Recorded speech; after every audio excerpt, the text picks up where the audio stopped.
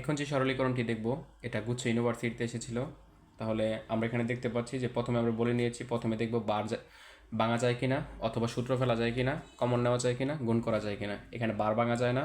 সূত্র ফেলা যায় না, কমনও নেওয়া যায় না, কিন্তু গুণ করতে পারি। আমরা যদি প্রথম রাশি দিয়ে হচ্ছে এই রাশিগুলোকে গুণ করার চেষ্টা করি, তাহলে এই প্রথম রাশি দিয়ে যে কয়টা আছে এই কয়টাকে গুণ, আবার দ্বিতীয় রাশি দিয়ে যে কয়টা আছে ওইটুকু কয়টাকে আমাদের এখানে গুণ করতে হবে। তাহলে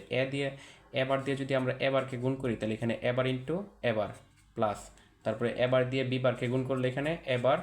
বিবার প্লাস, এই জায়গাতে আমরা যদি বি দিয়ে গুণ করি তাহলে এবার বি প্লাস, বি দিয়ে বিবারকে গুণ করলে বি বিবার। তো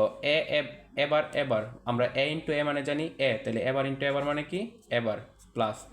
এটা যেভাবে আছে আমরা ওইভাবে রেখে দিলাম, এবার বিবার প্লাস, এখানে আছে এবার বি, আর এখানে বি বিবার এবার B Bieber x x bar এরকম কোনো কিছু আসলে ওইটাকে আমরা লিখতে পারবো 0। তাহলে ওই রাষ্ট্রের রাশিটুকু বাদ আমরা যদি তিনটা থেকে এবারকে কমন নিয়ে যাই, তাহলে কি লিখতে পারছি যে এখানে আছে 1, এখানে আছে বি বার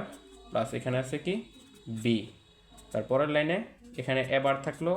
1 বি বার প্লাস বি মানে 1, বা এবার প্লাস এ মানে 1, তাহলে 1 প্লাস 1, আর 3.2 বা বুলিয়ান এলজেব্রার মধ্যে 1 প্লাস 1 ইকুয়াল লেখা যায় কি 1, অর্থাৎ এবার ইন্টু 1 বা কোনো কিছুকে 1 দিয়ে গুণ করলে ওই রাশিটাই থাকে, অর্থাৎ এটাই আমাদের আনসার।